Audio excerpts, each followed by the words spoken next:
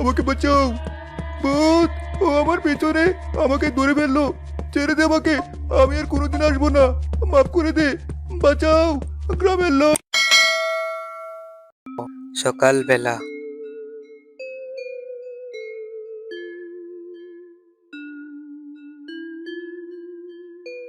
কি এত ভাবছেন সকাল থেকে? মাঠের চিন্তায় কি শরীর খারাপ লাগছে? শরীর ঠিক আছে, কিন্তু মনটা ভালো নেই। গ্রামের সবার মুখ শুকিয়ে গেছে। এভাবে চলতে থাকলে তো মানুষ না খেয়ে মরবে। সবই সৃষ্টিকর্তার ইচ্ছা, আপনি আর একা কি করবেন? না মিলা, শুধু সৃষ্টিকর্তার উপর ছেড়ে দিয়ে বসে থাকলে চলবে না। সৃষ্টিকর্তা আমাদের বুদ্ধি দিয়েছেন, সেটা কাজে লাগাতে হবে। আমার মন বলছে শাকচুনির গল্পটা সাজানো। সাজানো মানে? তাহলে যে সবাই কান্নার আওয়াজ শোনে, সাদা ছায়া দেখে, ওগুলো কি? ওগুলোই তো রহস্য। তবে আমি আজ সকালে মাঠে কিছু পায়ের ছাপ দেখেছি। কাদার মধ্যে স্পষ্ট মানুষের পায়ের ছাপ, তাড়াহুড়া করে পালানোর ছাপ। তাহলে তো চোরেরই কাজ। হ্যাঁ, কিন্তু আমার সন্দেহ আমাদের গ্রামেরই কাউকে। কারণ বাইরের চোরেরা আমাদের মাঠের কোনো জমির দান ভালো তা এত সহজে বুঝবে না। রফিক ছেলেটাকে দেখেছো? ওর নিজেরও নাকি ফসল নষ্ট হয়েছে, কিন্তু ওর চোখে মুখে কোনো চিন্তার ছাপ নেই। বড্ড বেশি শান্ত। আপনি কি ওদের সন্দেহ করছেন? সরাসরি করছি না, কিন্তু আমার নজর থাকবে। আমি ঠিক করেছি পরের পূর্ণিমার রাতে আমি নিজে মাঠে পাহারা দেব। বলেন কি, একা একা ওই মাঠে যাবেন? যদি আপনার কিছু হয়ে যায়, যদি সত্যিই শাকচুন্নি। আরে কিছু হবে না, আমি তো লড়তে যাচ্ছি না। আমি লুকিয়ে সত্যিটা দেখব।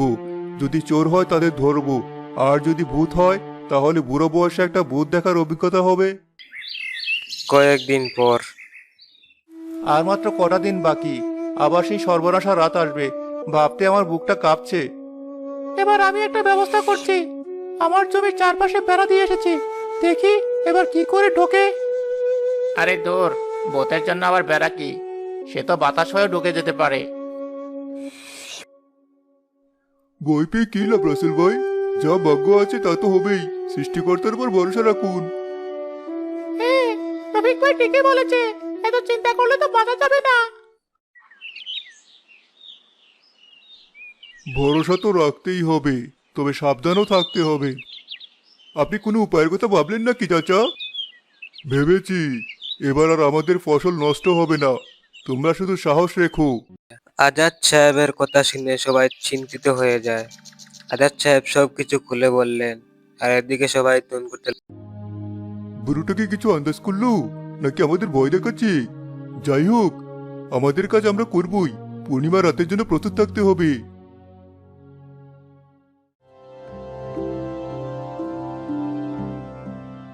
সেই ভয়ঙ্কর রাত চলে এসেছে। লুকিয়ে লুকিয়ে আজাদ সাহেব গাছের তলা দেখতে পারছে দুটি লোক চলে আসছে, কাঁচি ও বস্তা নিয়ে। রফিক ভাই, আমার কিন্তু খুব ভয় করছে। আজকের রাতটা কেমন যেন বেশি শান্ত, গা ছমছম করছে। চুপুর, প্রতিবার একই কথা। ভয় করলে বাড়িতে শুয়ে থাক। টাকা কামাতে হলে ভয়কে জয় করতে হবে। যদি শাকচুনিটা আজকেও আসে? আরে, ওর ভয়ই তো আমাদের এত সুবিধা। ওর কারণে তো গ্রামের কেউ এদিকে আসার সাহস পায় না। আমরা আমাদের কাজ করি, ও এলে ওর মতো থাকবে। নে, কথা না বাড়িয়ে রাসেলের জমির দিকে চল। ওই জমির ধানগুলো এবার সেরা।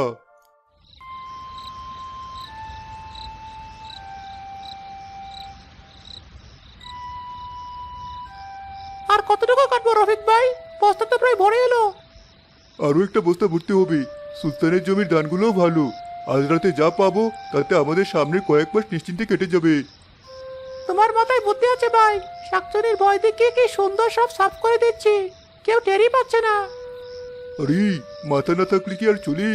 গ্রামের বোকার লোকগুলো ভূত পেতে নিয়ে পড়ে আছে, আর আমরা সেই সুযোগে। রফিকের এই কথা শুনে মাঠের সবগুলা বাতাস বন্ধ হয়ে যায়। যুগ যুগ আওয়াজ সবকিছু বন্ধ হয়ে যায়। তারা চিন্তিত হয়ে রফিক ভাই, কেমন যেন লাগছে। সব হঠাৎ চুপ হয়ে গেল কেন? আরে কিছু না, তুই কাজ কর। হঠাৎ একটি ভয়ঙ্কর আওয়াজ চলে আসলো। তারা কাঁপতে লাগলো। রফিক ভাই, ওই ও এসেছে। কিসের আওয়াজ? বাতাসের শব্দ হবে। তুই কাজ কর। শাকচুন্নি, রফিক ভাই পালাও। আমি আর এক মুহূর্ত থাকবো না। চুপ কর শয়তান, ওর নাম নিস না। সাদা ভূতটা চলে আসলো মাঠের দিকে। তার পাও দেখা যায় না। সে উপরে ভেসে ভেসে চলে আসে। আমার জানের মায়া আছে।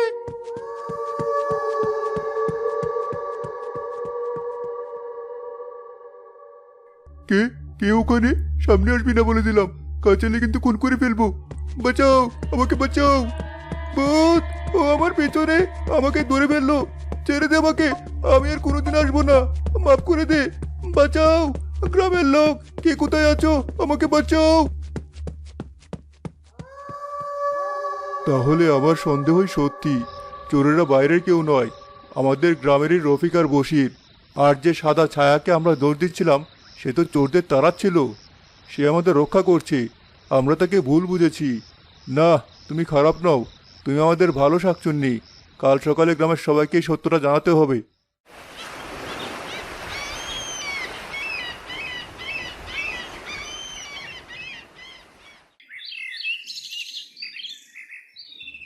আজ রাতেও কি কেউ কোনো আওয়াজ পেয়েছো?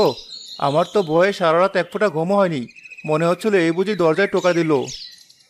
না রাসেল ভাই, আজ তো সব শান্তই ছিল। কোনো কান্নাকাটি বা হাসি শব্দ পাইনি। পেতনিটা বোধহয় ছুটিতে গেছে। কিন্তু মাঠে একটা অদ্ভুত জিনিস পড়ে আছে।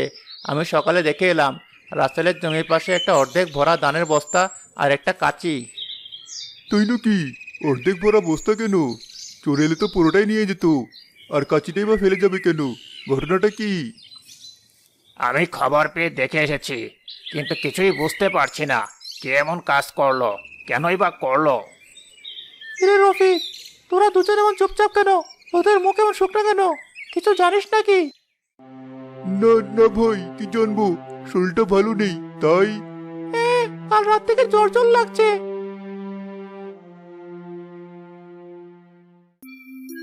আসসালামু আলাইকুম, কেমন আছেন সবাই? ওয়ালাইকুম আসসালাম আফজাল ভাই। আসুন আসুন, আপনার মুখ দেখেই বোঝা যাচ্ছে আপনি কিছু একটা বলতে চান।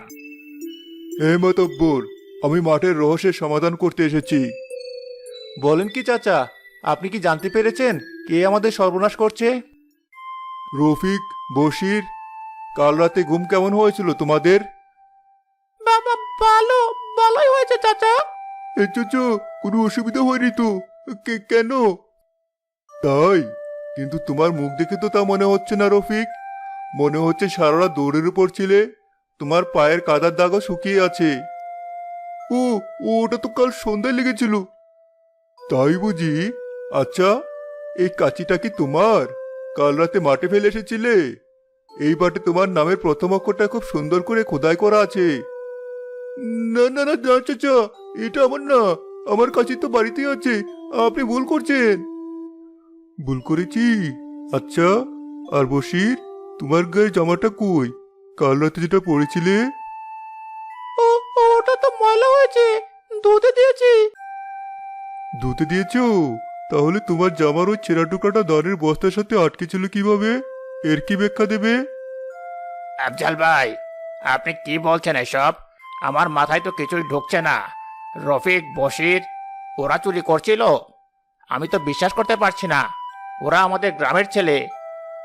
হে মাতাব্বর, এটাই কঠিন সত্যি। শুধু কাল রাতেই নয়, প্রতি পূর্ণিমার রাতে এরাই গ্রামের ফসল চুরি করছিল। আর আমরা সবাই মিলে দৌড় দিচ্ছিলাম এক নিরীহ শাকচুনির ঘাড়ে। আমি কাল রাতে বটগাছের আড়ালে থেকে নিজের চোখে সব দেখেছি। কি, এত বড় শয়তান তুই? আমরা সবাই ভয়ে মরি, আর তুই সেই সুযোগে আমাদের সবার পেটে ছুরি মারছিলি। আজ তোকে আমি জ্যান্ত মাটিতে পুঁতে ফেলবো, বেঈমান কোথাকার। তবু হাসেম, রাগ করে কোনো লাভ নেই। আইন নিজের হাতে তুলে নিও না। যা বিচার করার মাতব্বর সাহেব এবং গ্রামের মানুষরা করবে। রফিক, বশির, আফজাল ভাই যা বলছেন তা কি সত্যি? যদি মিথ্যা বলো তাহলে তোমাদের কপালে অনেক দুঃখ আছে। চুপ করে আসিস কেন? বল, মুখ খোল। আমাদের ক্ষমা করে দিন মাতব্বর সাহেব, আমাদের ভুল হয়ে গেছে। সব দোষ রফিক ভাইয়ের। ওই আমাকে লোভ দেখিয়েছে, বলেছে শাকচুন্নির ভয় দেখিয়ে চুরি করলে কেউ কোনোদিন সন্দেহ করবে না। আমি তো প্রথমে রাজি ছিলাম না। এখন সাধু সাচ্ছিস, শব্দ সবার গাড়ি দিচ্ছিস, বেইমান। টাকার ভাগ নেওয়ার সময় তো মুখে হাসি পড়তো, তখন মনে ছিল না? ছি ছি ছি ছি রফিক, তোকে আমি নিজের ছোট ভাইয়ের মতো দেখতাম, আর তুই আমারই জমির ধান চুরি করলি? তোর বিবেকে একটুও বাঁধলো না? এদেরকে পুলিশে দেওয়া উচিত মাতাপুর সাহেব, এরা গ্রামের কলঙ্ক। কিন্তু আফজাল চাচা, আমার একটা কথা মাথায় ঢুকছে না, যদি এরাই চোর হয় তাহলে শাকচুনির ব্যাপারটা কি? আমি আর আমার বউ কি তাহলে এতদিন ধরে ভুল শুনেছি? হ্যাঁ চাচা, এই প্রশ্নটা আমারও। তাহলে কি ভূত প্রেত সব সত্যি, নাকি ওটা ওদের কোনো চাল ছিল? না রাসেল, তোমরা ভুল শোনোনি, ভুল দেখোনি। শাকচুনি সত্যি আসে। আসে মানে কি বলছেন আপনি? তাহলে তো ঘটনা আরো জটিল হয়ে গেল। চোরের সাথে ভূতের উপদ্রব। না, জটিল হয়নি, বরং সহজ হয়ে গেছে। শাকচুন্নি আসে, এটা সত্যি। তবে সে আমাদের শত্রু নয়, সে আমাদের বন্ধু, সে আমাদের রক্ষাকর্তা। বলেন কি আফজাল চাচা, ভূত আবার মানুষের বন্ধ হয় নাকি? এসব তো গল্প কেচ্ছাই শুনি। আমি যা দেখেছি তাই বলছি। কাল রাতে রফিক আর বসি যখন ধান চুরি করছিল, ঠিক তখনই সেই সাদা ছায়ামূর্তিটা আসে। তার সেই ভয়ঙ্কর হাসি শুনেই এরা ভয়ে সব ফেলে পালায়। ও যদি কাল রাতে না আসতো, তাহলে রাসেলের জমির ধান আজ এই চোরদের বস্তায় থাকতো। আপনি বলছেন শাকচুনি চোর তাড়িয়েছে? এ তো অবিশ্বাস্য কথা। তার মানে ও আমাদের উপকার করছে? হ্যাঁ, এতদিন ধরে আমরা যা ভেবেছি সব ভুল। ফসল যা নষ্ট হতো তা ওই চোরদের দৌড়াদৌড়ি আর তাড়াহুড়ার কারণে হতো। শাকচুন্নি আসলে আমাদের একটা ধানও নষ্ট করেনি।